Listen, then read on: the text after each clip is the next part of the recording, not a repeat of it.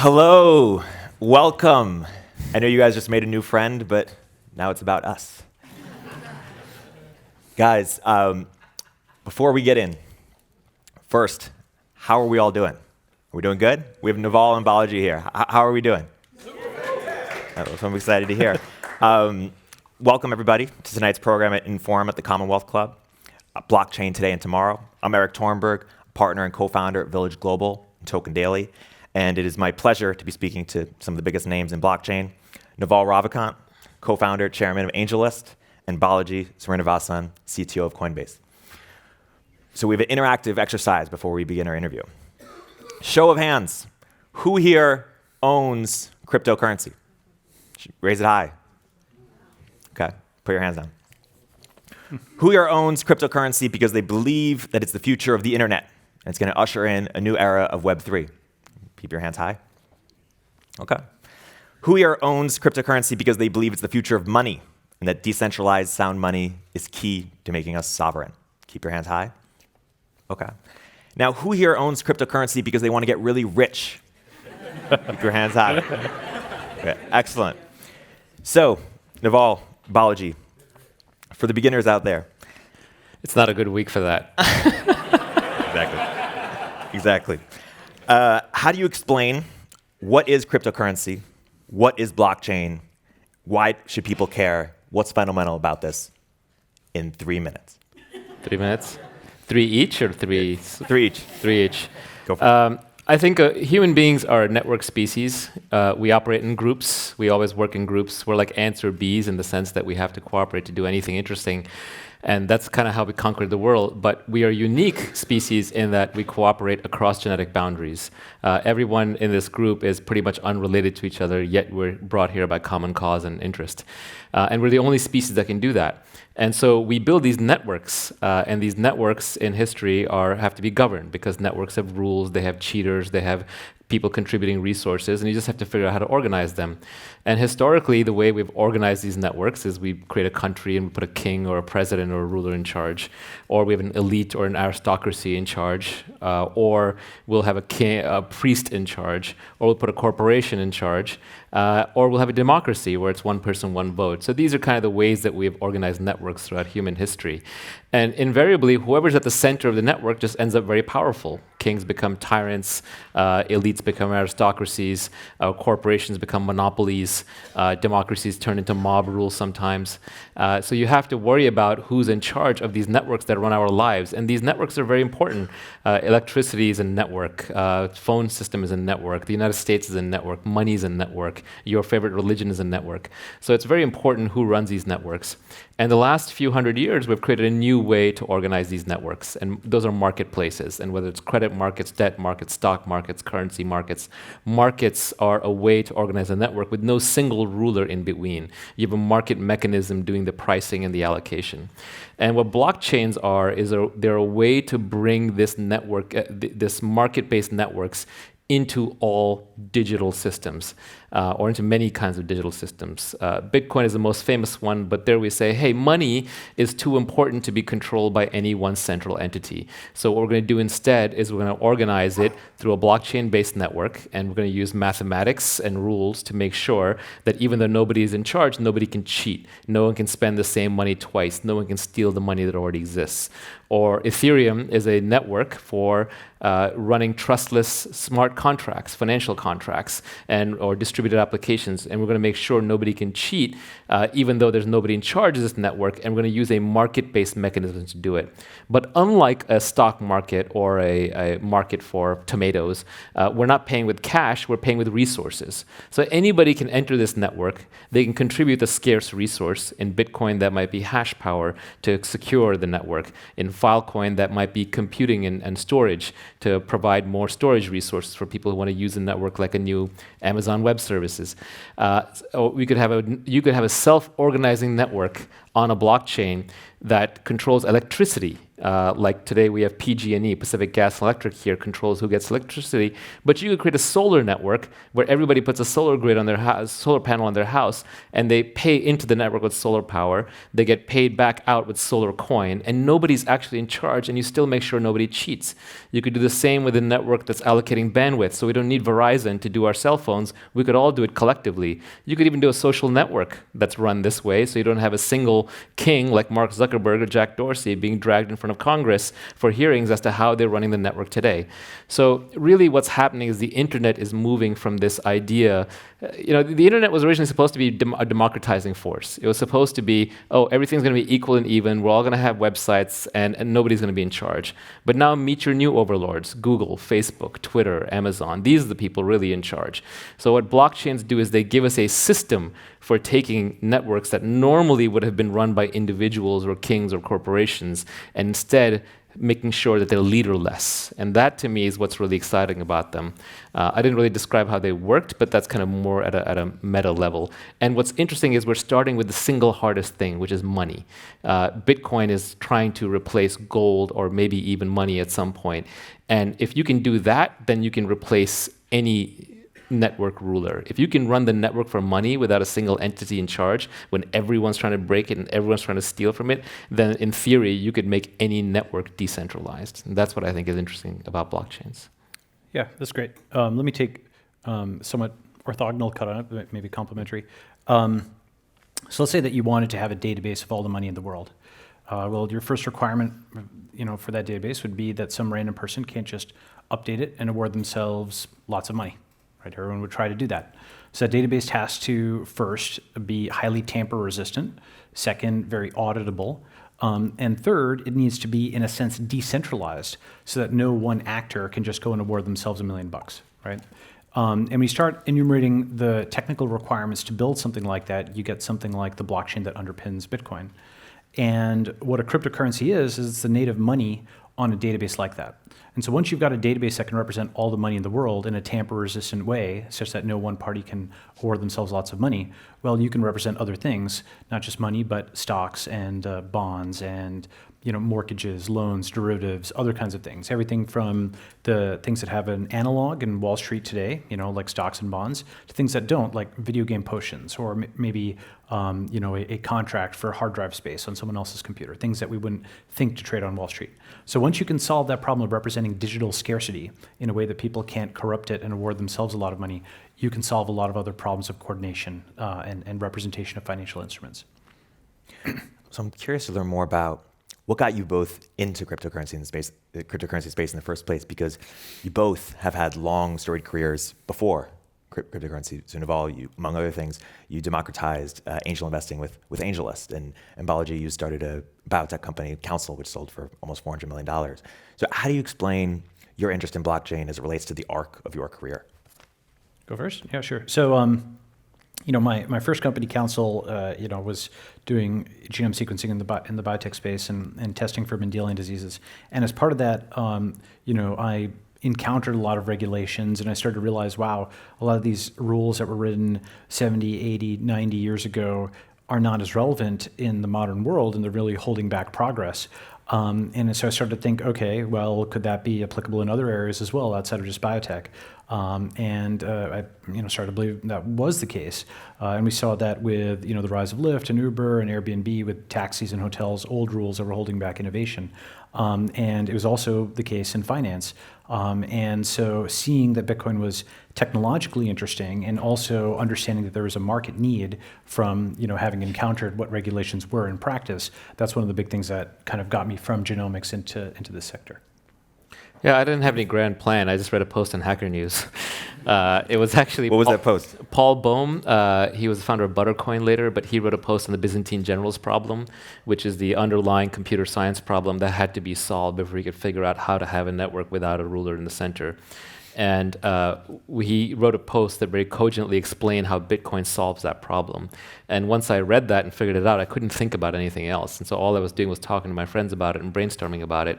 And as I realized that this is a way out of centralized tech monopolies, it's a way out of gatekeepers for money, it's a way out of inflation and printing of money and towards sound money and all of these things, I just couldn't think about anything else. And it's very, very rare that you'll find something that's technologically interesting, plus something that's socially really interesting, plus it can make you rich, right? And that combo is really addictive. Well, in 2015, we had this narrative emerge, the blockchain, not Bitcoin narrative, where people said, it's not about this money thing, but the underlying technology is really valuable for me at JP Morgan or whatever enterprise company we're working for. But recently we've had sort of the opposite, sort of resurgence of Bitcoin maximalism, saying it's Bitcoin, not the blockchain. So I'm curious where, if you look at that as a spectrum, where your thoughts evolved on that spectrum, and what do you say to both groups? Yeah, so I think that actually the full 2x2 exists, right? There's like anti-Bitcoin, anti-blockchain, thinks the whole thing's a scam, right? Okay.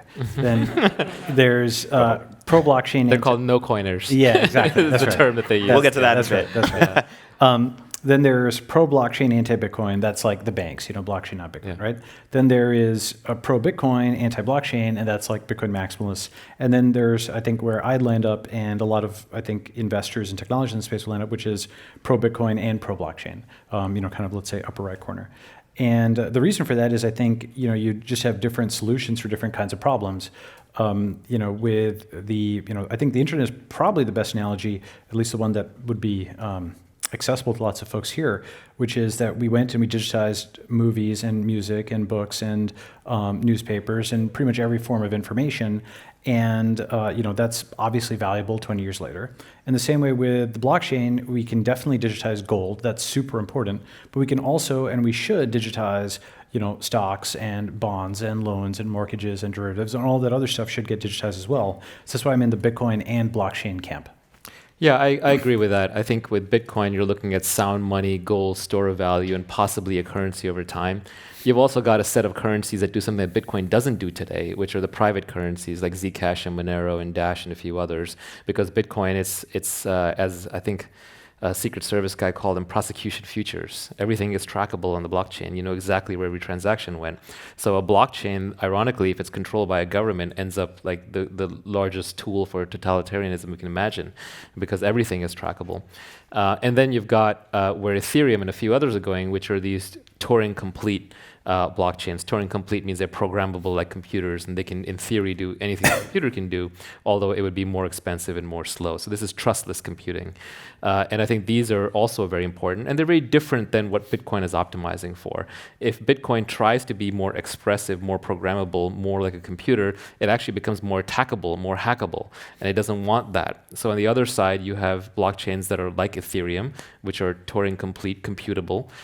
They're more attackable, they're more vulnerable. They're not trying to be sound money, but they're the infrastructure on which you can build an entire parallel shadow financial system alongside Wall Street.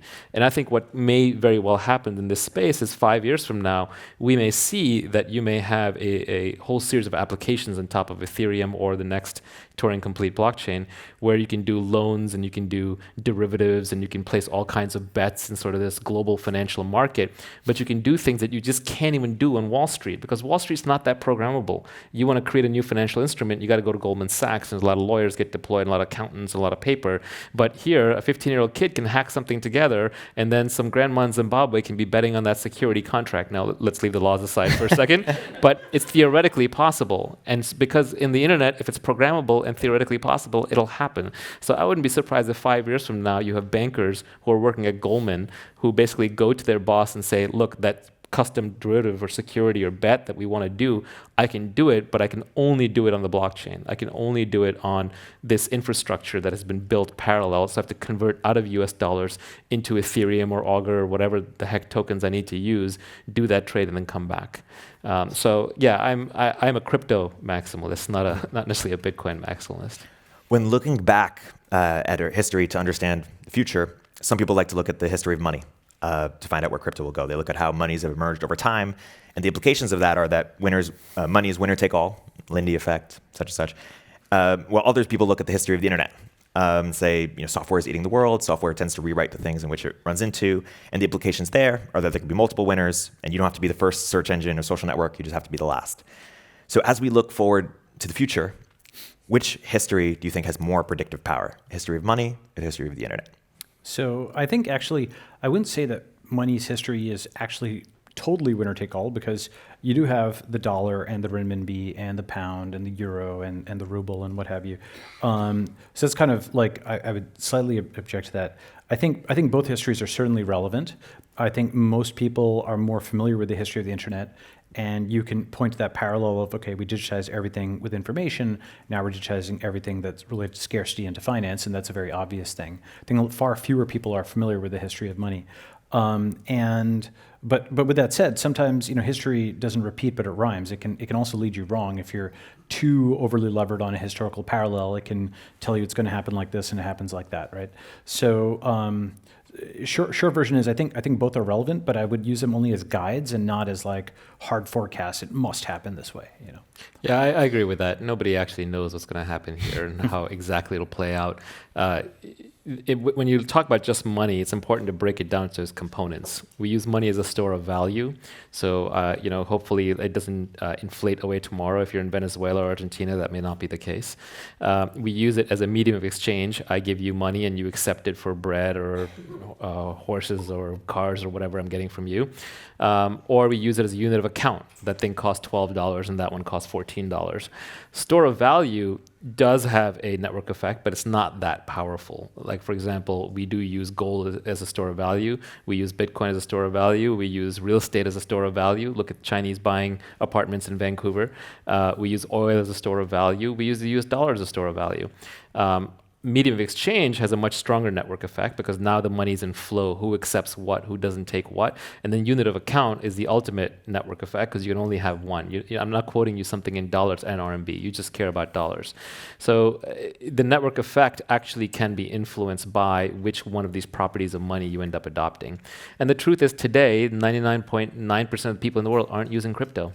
So it's still a jump ball. But I think one of the mistakes that people made in terms of not understanding the history of money is one, confusing or conflating payments and medium of exchange. Yeah. And two, saying, hey, I'm never going to be able to buy, or I'm not able to buy Starbucks with Bitcoin, thus it must be. Yeah, the use case for Bitcoin may not be Starbucks. Crypto is really good at micro transactions where if, let's say that, today on the internet, we have denial of service and we have spam attacks, and that's because bandwidth is too cheap to meter, but it's not. People abuse it. So what if I have a server that says, hey, you can request a web page from me, but you got to pay me 1/trillionth of a cent. That can only be done in crypto. On the flip side, and I'm stealing this from Balaji, but it's also good as a Spanish galleon. If I want to send $1 billion to somebody and I want to make sure that they don't have there's no sticky fingers from relayers in between, I would send it through crypto. So it's really good for the micro transactions and the macro transactions. It may not be that good for the human-sized transactions, like going to Starbucks and buying coffee. Right.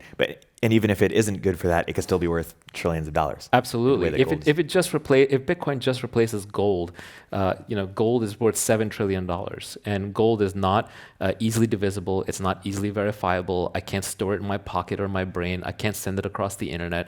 So it actually has quite a few advantages over gold. But unlike gold, it is trackable. Unlike gold, it's easier to hack remotely on the internet. So it's got other issues. And gold has the Lindy effect, as Nassim Taleb says. It's just been around for a long time, whereas Bitcoin is only a decade old. So we still have to see, it hasn't been fully tested. We have not seen sovereign nation states attack Bitcoin with all of their resources yet. Yeah. I feel like I'm shilling Bitcoin, so I should specify that this is not investment advice. Yeah.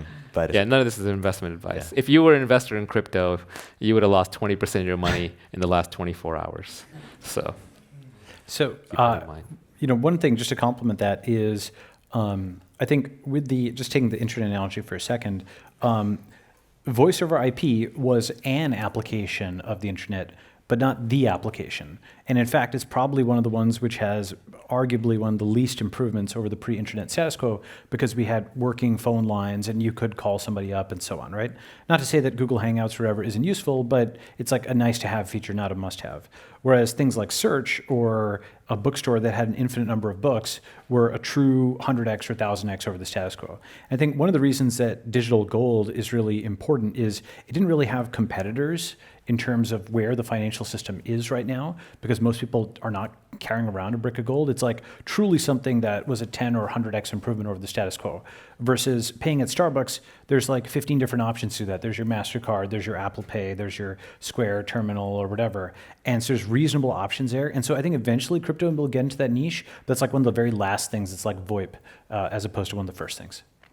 I want to hear more about what applications outside of money you're most excited about within crypto. And we focus on often 10-to-1 use cases. Something becomes much cheaper, like email versus snail mail.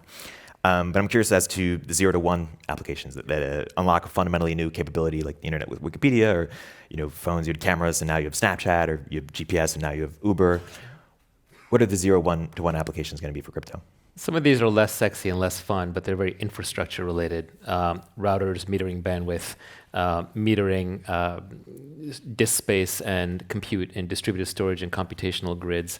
You can imagine that 10 years from now, the question of where do you host your website will be a nonsense question, because you'll just say on the internet. Right? I just write the piece of code, I drop a fraction of a crypto coin into it, and then it goes and it buys the file storage and it buys the compute power and it buys all the pieces that it needs to instantiate itself and serve whatever customers show up on the web. So I think that's one interesting use case. Just micro transactions that current money can't address. On the flip side, I think there is the sound money thing, which is played up, but it's the revenge of the Swiss bank account. So it's the ultimate safe haven. If the Jews have to leave Vienna today, they're not carrying gold out. They're carrying Bitcoin out. So I think that's another example. A third one would be, I think, setting up large distributed networks that are kind of bootstrap themselves. And I mentioned solar power earlier as one. Bandwidth would be another, so replace Verizon with a distributed grid of Wi-Fi access points. You could even have self-driving cars. If you had a future, we have a lot of self-driving cars driving around and they're communicating with each other. You could see them paying each other for rights of way. I want that stoplight green right now instead of red, and you bid against each other, literally. Congestion pricing on the fly, very efficient. Again, these are not super sexy end-user applications, but I think these are ones that are uniquely enabled by cryptocurrency. And then finally, there's a set of things that maybe we want to see exist, but the governments of the world, for whatever reason, don't allow them, but are legitimate applications. Like a lot of economists would tell you that prediction markets working across the board would be incredibly useful for society.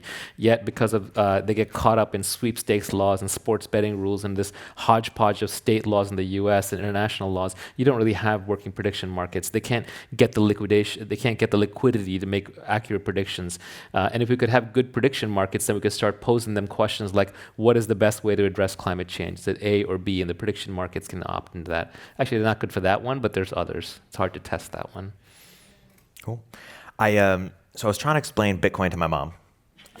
I should have used the Jews in Vienna. She would have loved that.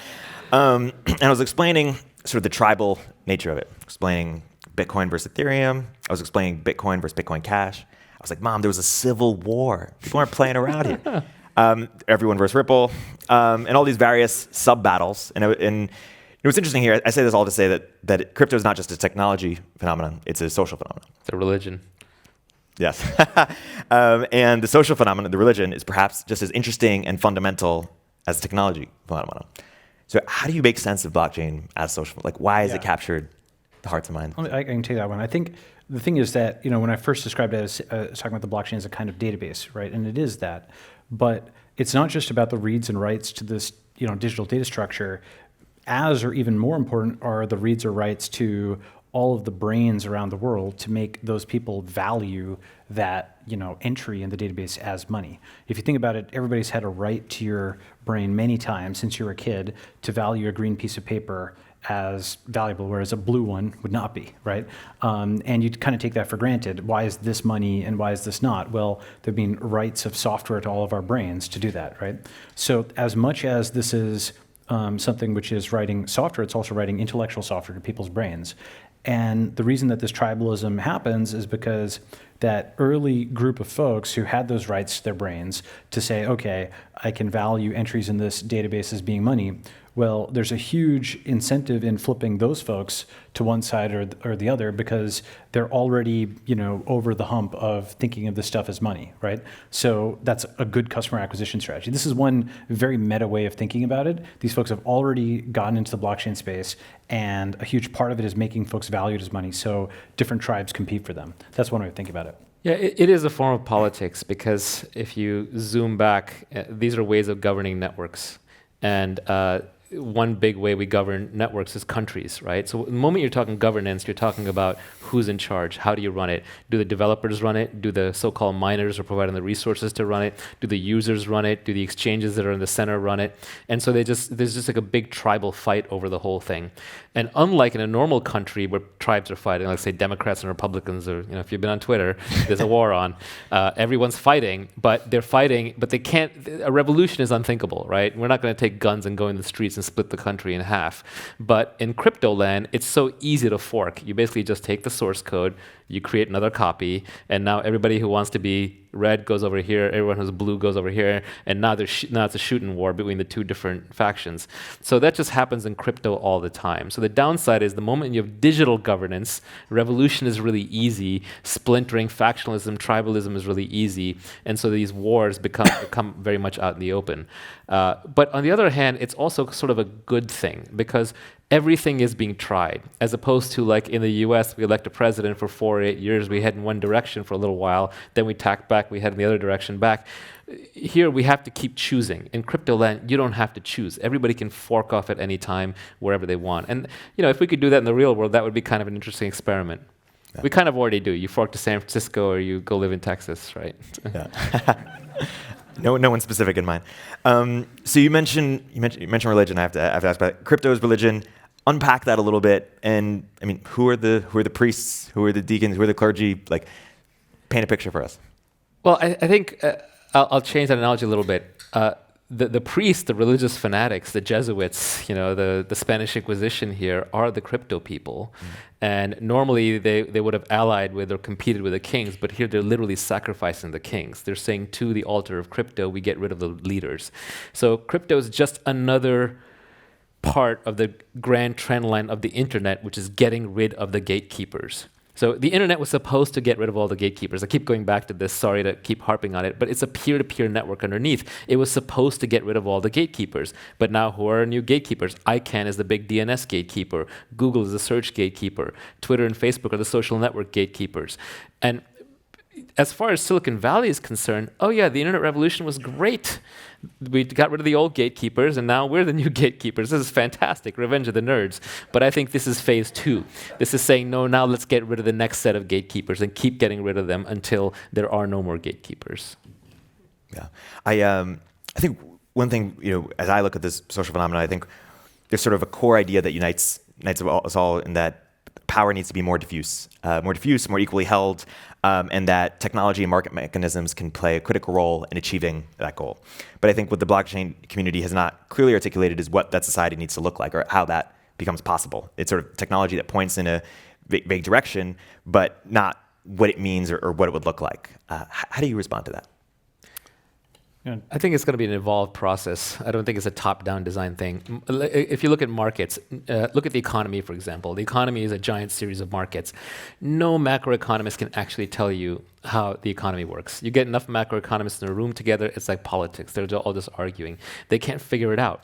It's back to the blind people in the elephant story. They're all feeling different parts of the elephant, trying to describe it. So crypto is like that. We've created something that's larger than just us. It's just like the internet. It's larger than us. It's like the economy. It's larger than us. You have to describe it, observe it, evolve it, and try to keep up with it, rather than trying to top-down say, oh yeah, this is how it should work, and this is the vision we're all heading towards. I can give some, without getting into the macro of it, I can give some examples of things I think will happen at the micro level that may be interesting. One is I do think that crypto will, in the medium to long term, result in what I call instant jobs, right? So right now you can just land on a website and you can go and post like a forum or Facebook or Twitter. You can just go and post information, publish information. We take that for granted, but that's a huge thing relative to say 30 years ago when it was very hard to go and get a printing press and paper and distribute information. So instant jobs are interesting. You click a button, you do a task, you make money. We've got something like that at Earn at Coinbase, and I think that's going to be a very big part of, let's say, 5, 10, 15 years out. And anywhere there's a phone, there's a job. You just have a feed of tasks, and you do those tasks, and that's your job. A second thing I think is going to happen is at the micro level, I think we're going to get billions of investors. And this is actually something that I think is now kind of an obvious thing that's going to happen, but has been under-remarked on. I think maybe 99% of the world will be investors, and maybe like 1% will be entrepreneurs. And what do I mean by that? I think everybody pretty much can buy something. You can go and buy something at Starbucks. You can, swipe a credit card. Everybody here has bought something. It's pretty hard to build something. But with crypto, there's no longer any threshold for investing in something. You can invest $1. You can invest $10. People put $10 into Ethereum. They've got $10,000. Like a few years later. Not every investment is obviously like that in crypto, but it is the case that as you totally remove all thresholds, you can have somebody from any country in the world click a button, and in 10 or 15 or maybe in 5, but probably more like 10 years, just as easily as you'd like something or poke somebody, you could send them $1. And you're going to start to see fundraising rounds, maybe not in the United States, maybe in other countries, where it's like 1 million people putting $1 each into somebody, right? And that's going to be very commonplace. And maybe that's what you do recreationally each day. You spend a couple of bucks doing that. And that's like, it's your replacement for Twitter or Facebook, because you're not just liking or thumbs upping something, but you have a little bit of skin in the game. It's a little fun to follow that portfolio. You can see how it's doing, and you're helping somebody get financing when they might not otherwise be able to do so. So I'm interested in this from like a microeconomic standpoint. I think it makes a lot more people think like angel investors, think like venture capitalists. You can have people crowdfund entire countries. You could have people crowdfund a war. You could have people crowdfund a revolution. I mean, the possibilities here are kind of endless. When people are investing $1 in something, maybe they're not even thinking about it as investing anymore. It's somewhere between donation and investing. It's like Kickstarter. A lot of those projects fail to deliver, but the investors don't really seem to care. Right. They were kind of doing it more to just support the founder as much as anything else. One comment I'd have there, though, if you did try to crowdfund a war, I think you'd have a lot less war, because I think people wouldn't pay for it as easily. That's true. Yeah. It's easier to fight wars with other people's money. Yeah. Nassim Taleb made the good point recently that historically, warmongers, people who declared wars, had skin in the game. They had to go fight at the front of the war. But today, you can be sitting at your desk in Washington D.C. or in Moscow, and you can launch a war, and you never have to fight in it. And you hide the cost by just Exactly. paying money. You print money. Yep. Yeah. It's worth double clicking on something Balaji said, which is if you had invested in Ethereum at 3 cents, whenever the ICO was, that's a 30. Or whatever, 30 cents. You would know perhaps that was a better investment than investing in Facebook or Google at the seed round. Yeah, Yeah, it's true. 700x within 2 or 3 years, fully liquid. Yep. Say more about some of the. So don't worry, you guys didn't miss anything. Say more about some of the. And it was open to everybody. Yeah. And ironically, the people who missed it were the venture capitalists. Yep. Yeah, there's some karma or some great irony there. So talk more about what society looks like in a world in which everyone's an investor. Or there are way more investors, and I'm particularly interested in because like the life of the average American. Yeah, how first it looks like a giant casino, right? First it goes completely crazy while So everybody people are losing money. yeah, everybody scams everybody. A lot of people that lose lady money. at the slots. But you kind of have to let them go through that. It's a learning curve. It's like it took a while before the Securities Act came along and divided penny stocks from public stocks and what was considered legit and what wasn't. So it'll take a while for people to figure it out, and there'll be some money lost along the way. But it's a global learning curve. It's distributed across 7 billion people. It's happened very quickly. I would argue that the recent downturn has been great. Crypto's had 75-80% of its value wiped out. Some of these coins are down 95% and will fully disappear. That's good because it's going to teach people that you can't trust everything you read on the internet, and you certainly can't send money to strangers on the internet based on what they wrote. So it'll raise the levels of diligence. It'll raise the requirements for investing, and I'm hoping that out of it we will see at some point a real investment market will emerge. But in the short to medium term, it looks like a big casino. Yeah, I would say a couple of things. I think a lot of the things that in Silicon Valley we've developed, like term sheets that contemplate things like liquidation preferences and drag along and stuff like that, they're all based on previous train crashes or car crashes that happened, like big conflicts that happened in the past, and then lawyers go and bake that into contracts to avoid those things happening in the future. I think you're going to start to see a lot of that baked into smart contracts, where a lot of the wisdom of how investments have worked gets baked in, and folks start getting 1, 2, 3 year lockups on their crypto. You're already starting to see this type of stuff, and incentives start getting aligned. And so I'm optimistic in the medium term that once you've got those contracts contracts out there and folks have done diligence on them and they've proven that they're also in for the long term alongside you, then you're going to be more likely to listen to their recommendations on the coin and then you'd buy in. So I think that's a process, but I do think there's a light at the end of the tunnel. Yeah, long term, you'll see that a lot of these crowdfundings online, to the extent they still happen, will require that the money goes into smart contracts that then very carefully bleed out the money to the developers or people as they hit milestones that are verified by third parties or held in escrow, and that as revenues come in, taxes are automatically paid and pieces are siphoned off and dividended to the investors and so on. Ronald Coase, the economist, famously said that a firm is just a nexus of contracts. And you can take the nexus of contracts here and you can program the whole thing. You don't necessarily need lawyers and bankers and judges watching every little piece. For a lot of the simple stuff, you can just have it be on Rails.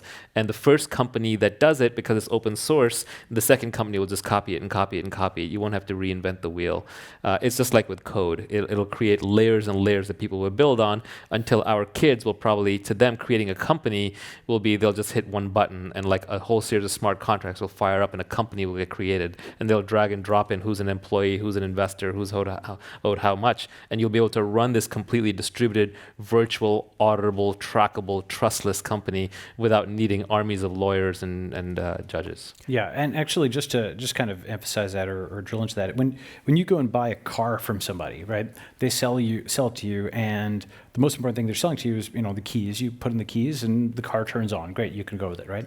When you go and sell a company to somebody, it's not yet a machine like that, right? The owner can't just leave and you can't just operate it on your own. There's all of this hidden knowledge and, how to give this instruction to this person, what's the context of this contract, et cetera. The more and more of that we can encode into a nexus of contracts, a system of smart contracts, the more salable and liquid a company is, because it's like a machine that you can just sell for its future cash flows, right? And I think that's going to start with just basic websites like, let's say, a file conversion service or something like that. That's the kind of thing where you can start to imagine, okay, it's got this many visitors a month. It's just code that executes on inputs and returns outputs. That's the first kind of thing I could imagine that starts to get sold in this fashion. But then over time, more and more complex companies start to become machines like cars that you can just sell and then operate without the owner. So if the firm goes away or the way we understand company building becomes radically different, what skill sets are now needed much more in order to thrive in a new blockchain economy? It's the same skill sets that are always needed. Anything that a computer can eventually be trained to do, a computer will do.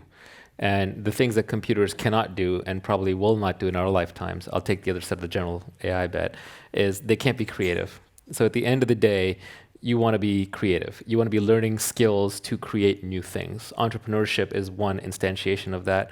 Art is another. But anytime you're solving a new problem, you're going to get paid for that. I forget who said it, but famously said that in the future, either you're telling a computer what to do or a computer's telling you what to do. And you don't want to be on the wrong side of that transaction.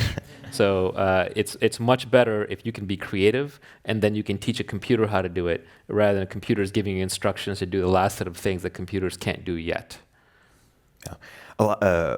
One question a lot of people ask is about regulation. But I want to ask a sort of slightly different question related to it, which is if you assume that a key role of governments and regulation in market economies is to correct for market failures, in a decentralized economy, how will you correct for market failures? Or is part of the crypto thesis that there are no true market failures, only distortions created by regulation itself?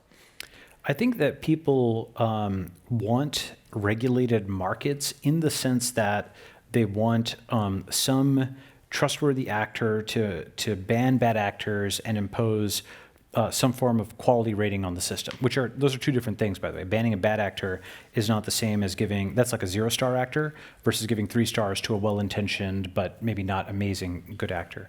So they want regulators to do this kind of thing, but the form that regulation can take, it could be a national regulator or it can be an international regulator like an Amazon, an eBay, or a Lyft, or an Airbnb, which have star ratings, they have reviews, they have reputation, and people consult them and look at those star ratings prior to buying their products. It doesn't have to be a national regulator, it just has to be some trustworthy source of reviews and reputation that can deplatform bad actors. And so I think what's going to happen with the crypto space is you're going to see a wide variety of different kinds of review and reputation and other kinds of sites arise. subsidized. We're already seeing this. And then those that are good enough will either be subsidized by, crypto transactions, or will be good enough that people will pay for, just like the current market for buy side and sell side advice. So I think that will arise, and then we'll see whether more is necessary than that, or whether that's a whole area in its own right. Yeah, and to the point of if a certain crypto economy has a market failure, it's poorly designed and it's not allocating resources properly, or people are getting cheated, they'll leave, they'll fork it, or they'll just go to another one. There's a Cambrian explosion of crypto experiments out there, which makes it really, really easy to hop around. And when you look at the price of one of these, it's basically how much trust people have in it right now. I can add to that also. I think one thing that's an interesting concept is sometimes you have a period of tolerable anarchy. So for example, with email spam, it got really bad, and there were all these vigilante-ish approaches that were proposed. And then, finally what actually did work was a mathematical solution, Bayesian spam filtering, which maybe didn't solve 100% of the problem, but solved most of it, with Gmail's, spam filters. And sometimes if you have somebody intercede too soon, they can lock in a solution that's not necessarily the optimal one. Like another example is in terms of spectrum auctions. Much later we developed things like CDMA and technologies that don't require this government spectrum auction of frequency division bandwidth, but those weren't available, and we locked in a solution based on regulation rather than tolerating a period of anarchy and letting technology develop. Or right now with investing rules, we have a locked-in solution called the Accredited Investor Program, where you have to have $1 million net worth, and then you're allowed to invest in a lot of private assets. And if you have less than $1 million, you're considered a moron. And if you have more than $1 million, you're a genius. And that's obviously not how the world works. And it should probably be replaced by some kind of sophistication test. And everyone's known it should be replaced by some kind of sophistication test. And here we are 83 years later, still talking about what is a sophistication test. Yeah. I want to hear more about how you two, we've talked about, outline the future and what we see, how you two want to participate in that future. So Balaji, I'm curious, maybe first you can describe the vision for Coinbase and your work there, and then Naval, you can get into AngelList, CoinList, and your other efforts. Sure, yeah, so what am I doing at Coinbase? So I am. I am investing. Right. Well, driving the addition of new assets first and foremost. The integration of Earn and making that something that I think maybe you'll be able to earn as well as buy and sell at Coinbase. And then a bunch of other cool projects I can't talk about too much.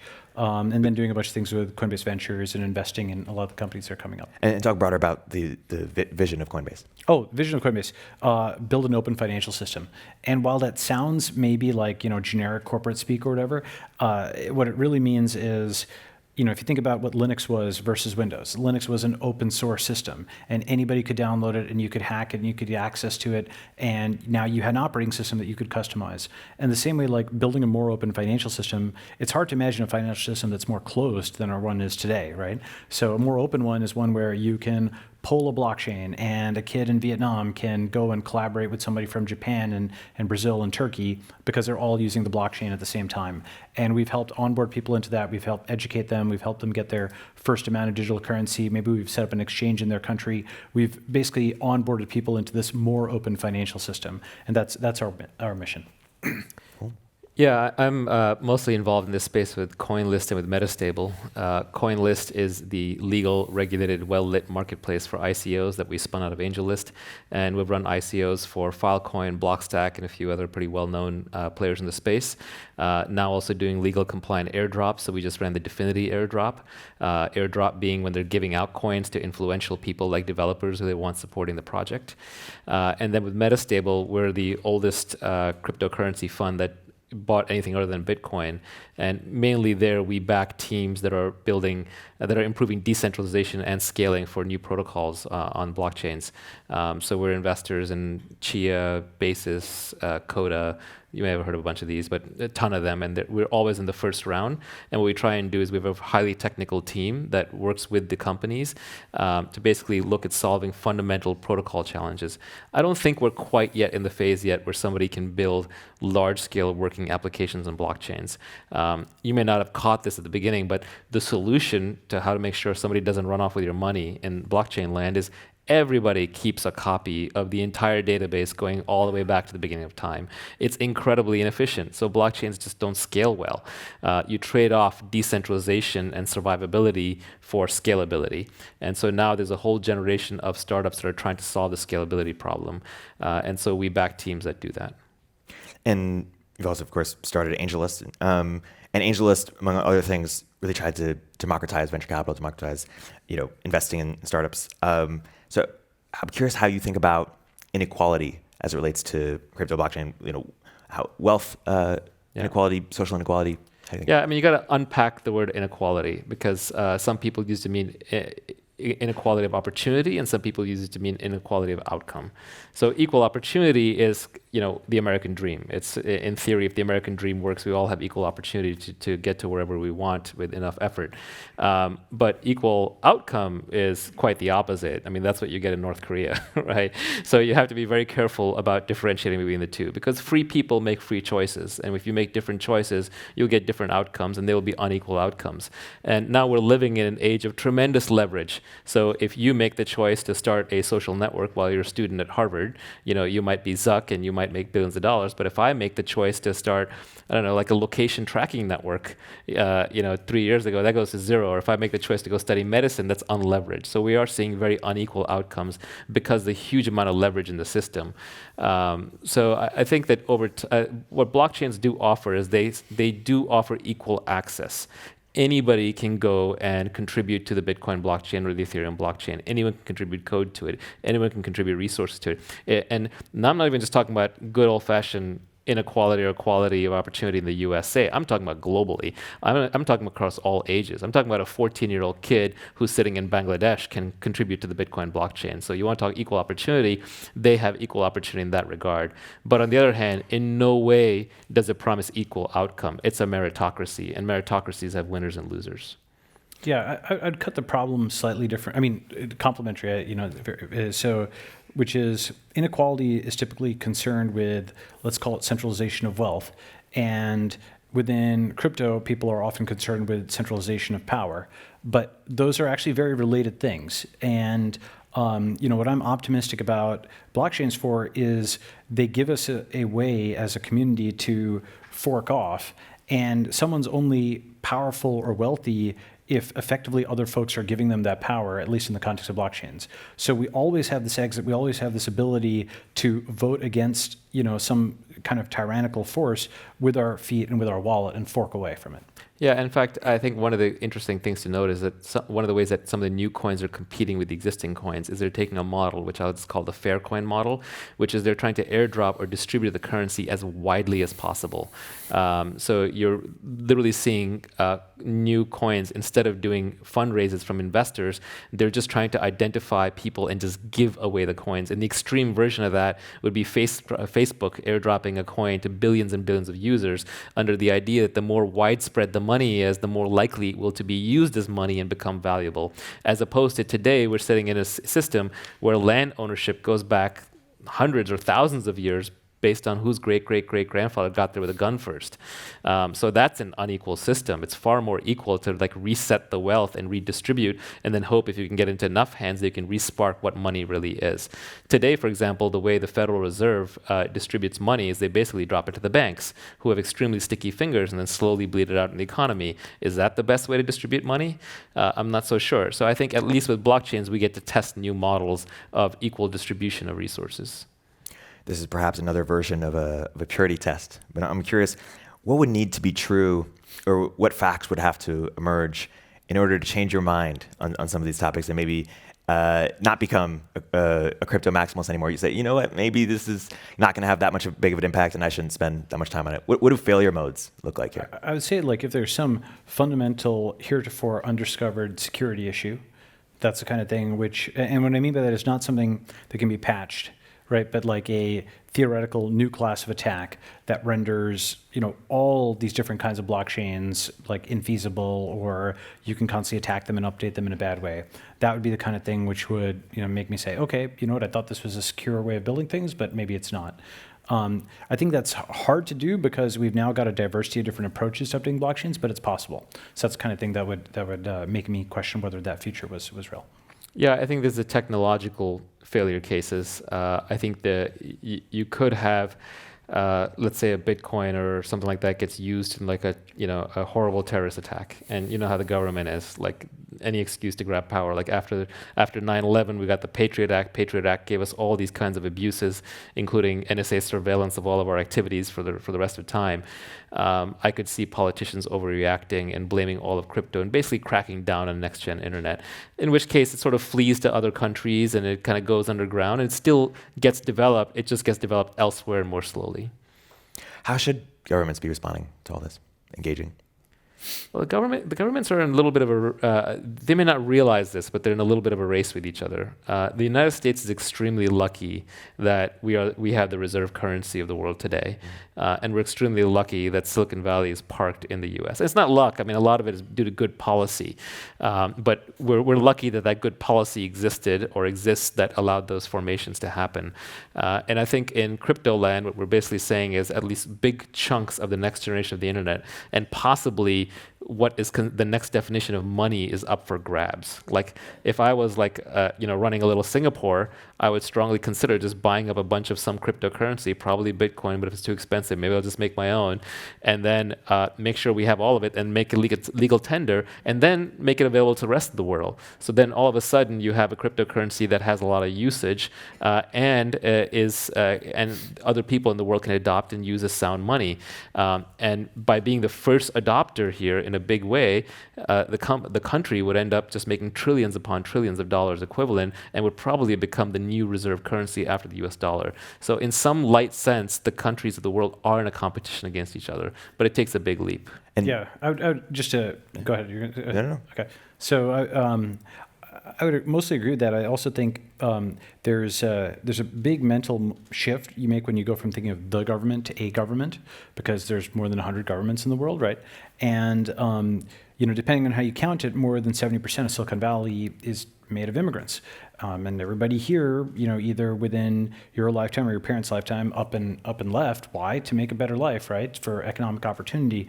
And if that economic opportunity is not in the U.S. because it's not keeping pace with the blockchain, well, it's easier to move nowadays. Now you've got mobile, you've got social, you've got all this stuff. You can get on, Uber, get to a flight right away. So, the other aspect of it is you don't need huge amounts of natural resources. You don't need like a mine of uranium or something like that to build a blockchain community. You just need internet connection. Yeah, an internet connection and a good regulatory environment, right? Maybe a nice beach. That's right. So maybe a nice beach, that helps, right? But actually, the blockchain companies are the most distributed companies in the world, because we invest in them all day long. We see them all day long. Their developers are spread out. Some cases they're fully anonymous. Like even the team members don't know who the other team members are, and they're all over the world. And they're not necessarily all companies. Right, yeah. Some of them just go open straight. Source groups, yeah. Yeah, they're open source groups that just go straight crypto, and may not even have traditional terrestrial, bank accounts. Yeah, there's one that's coming up that's really people are into. That's all the developers are named after Harry Potter characters, and nobody actually knows who they are or where they live. Yeah. But why isn't Singapore or other governments doing this now? Or what would?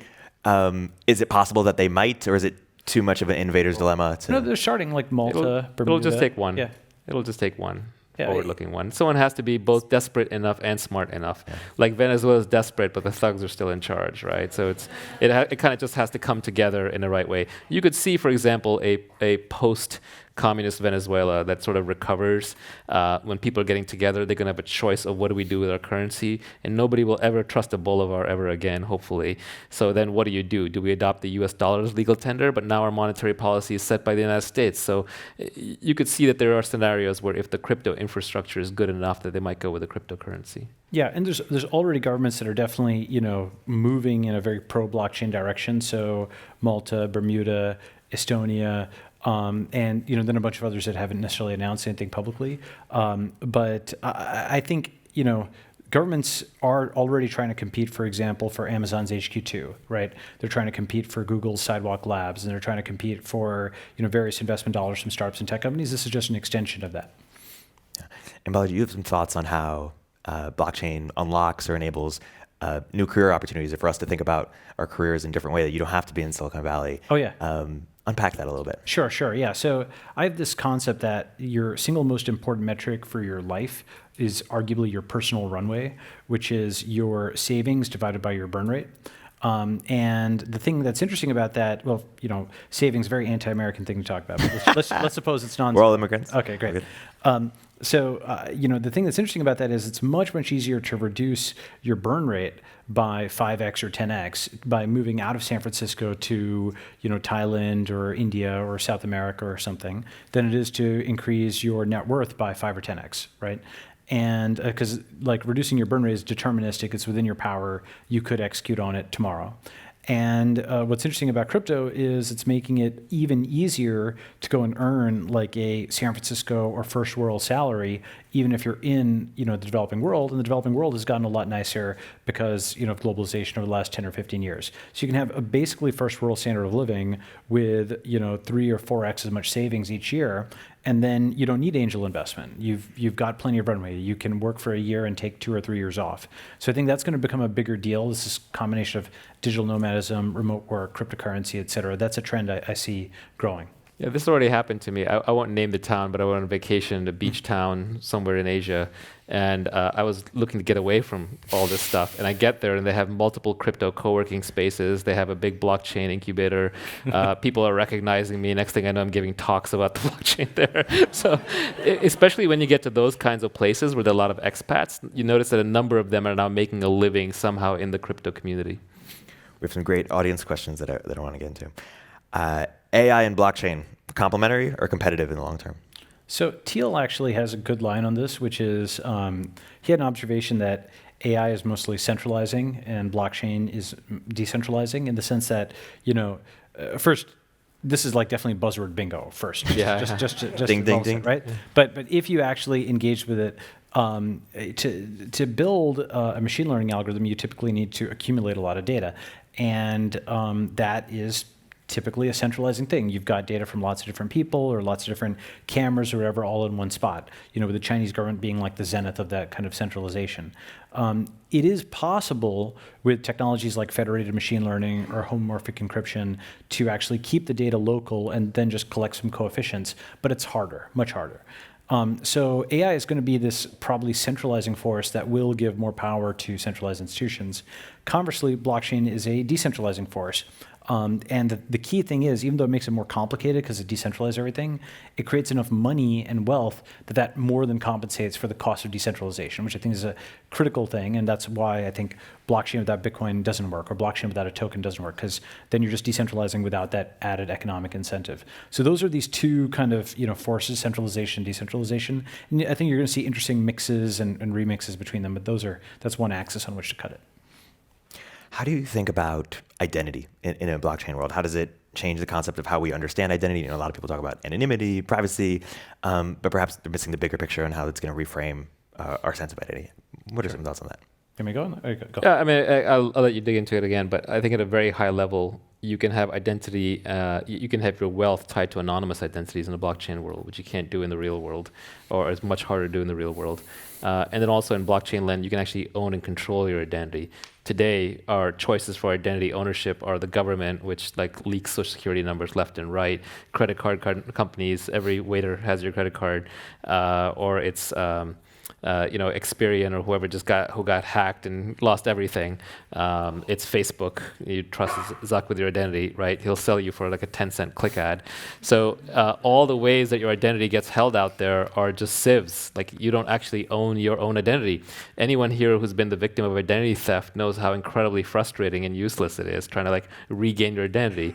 And then we talk about biometrics, where somebody lifts your fingerprint once and your identity is stolen for life. So I think we have a big problem where in a world where we have digital assets that our identities are all over the place. And the good news about crypto is that to secure your digital assets properly, they've had to build tools that are very, very good for preserving identity. So we're going to see a lot of effort spent by a lot of crypto entrepreneurs to bring personal ownership of private keys, identities, and passwords to the masses. And that's one area that I'm really excited about over the next decade. So if that happens, it's not just for securing your Bitcoin ownership, it's also for securing all of your identity data, including your medical records and your credit history and all those kinds of things.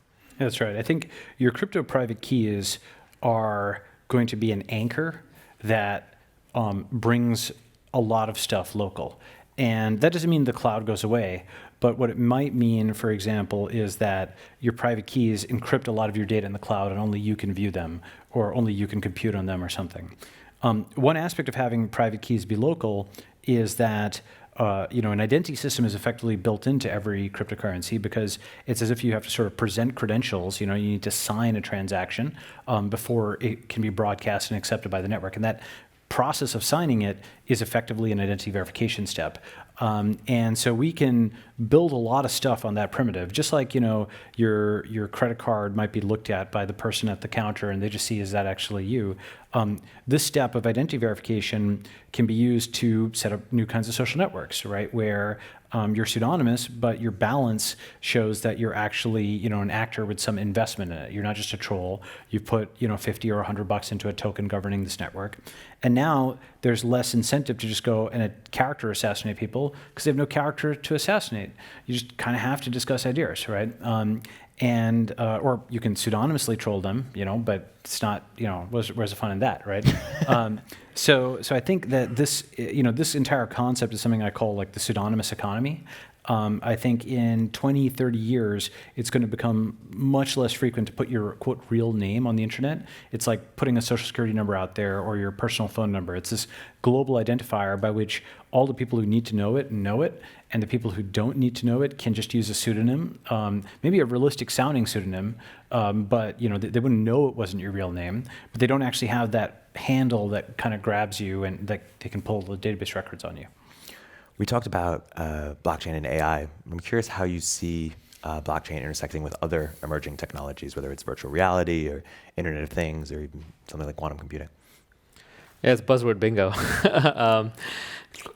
Quantum computing gets brought up as like, oh, this could break blockchain and encryption. Not really. There are already quantum-resistant hashing schemes out there, and in a very deep physics sense, quantum computing may actually help blockchains, because it turns out that doing the hash function and entangling things is easier than detangling them, even in quantum computing relative to normal computing. So it gets brought up as this, ooh, what about quantum computing thing? I'm not worried about it at that level. With VR, it's actually really interesting, because VR is about, now we're in digital world, and I'm sure many of you have seen or read Ready Player One. And the foundation of a digital world is a digital economy.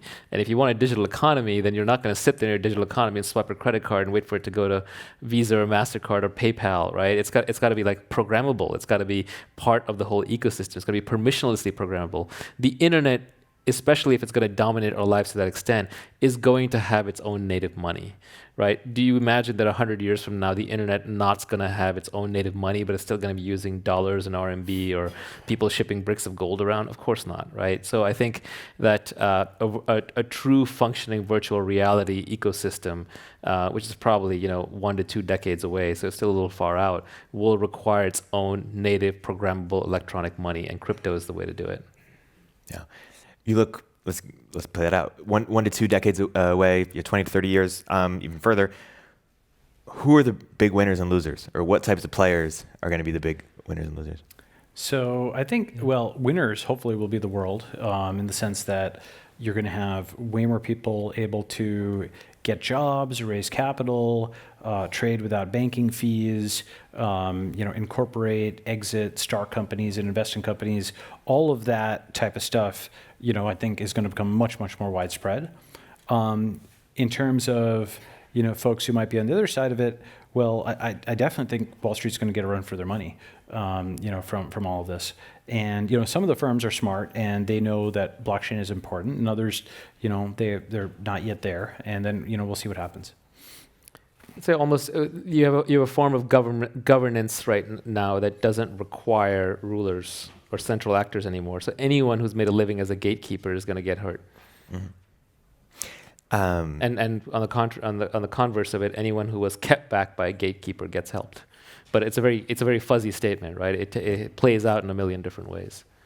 For the builders in the audience, for the engineers, for the people who are either starting to build in the space, or perhaps they work at, I don't know, Facebook or Google and are curious about the space and want to get into it, what's your what's your sort of call to them? Like, where do you want to see them building, experimenting, innovating? What's your call to arms?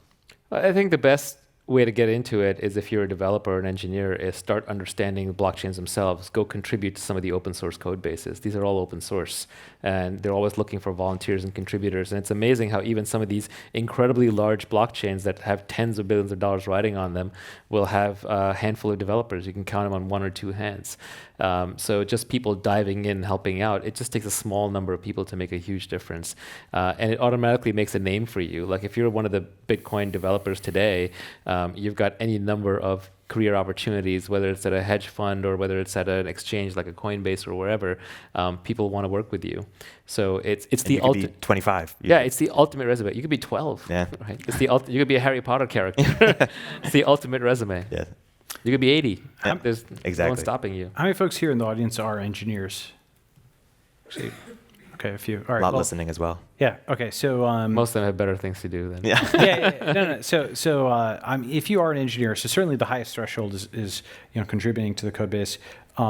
If you aren't yet there, what you can do is use Kubernetes, set up a private cluster of Ethereum nodes or Bitcoin nodes, and then you can actually simulate like an entire set of transactions on them. You can have them mine, you can have them send things back and forth, and you'll actually get an understanding for how the thing works in its own hothouse environment, because you can like replay an economy. That's, I think, a really good way to understand how like all the pieces work. You don't even have to build anything in crypto. I can't build anything in crypto. It's so incredibly complicated. It's the intersection of cryptography and mathematics and computer science and economics and governance. Like it's a really hard people. field. Yeah, just learn about it. I mean, just go read up on it. It's really endlessly fascinating. It's like when the internet first launched. To contribute to the internet, to do something on the internet, you didn't have to go write a web server. You didn't have to go contribute to a browser.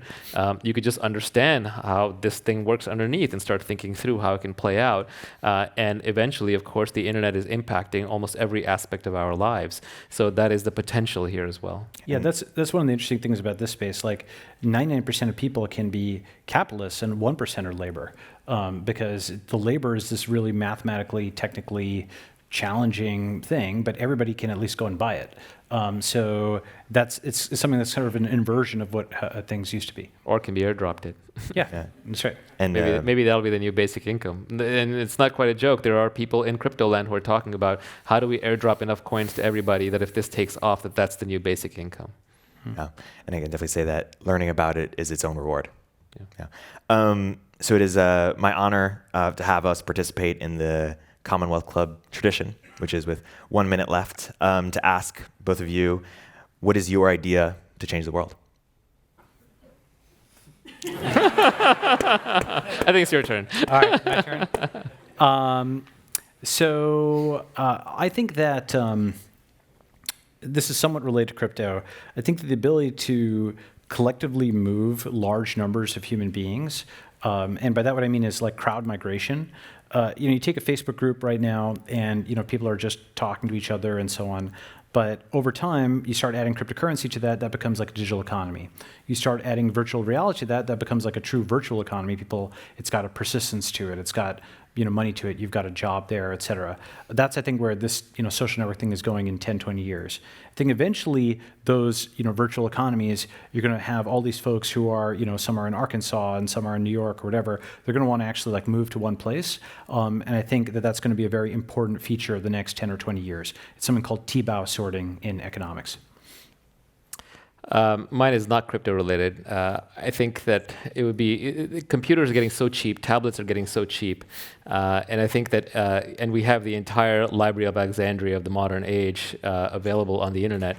That I would love to see like a giant airdrop of tablets to the developing world, where you can basically just have all the textbooks, you can have all the interesting learning materials, you can have all the courses, all the Khan Academy preloaded, ready to go.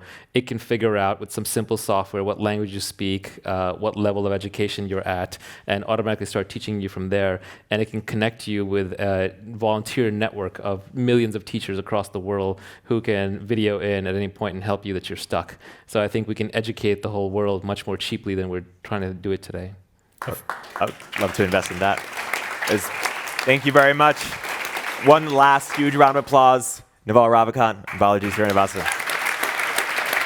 Both?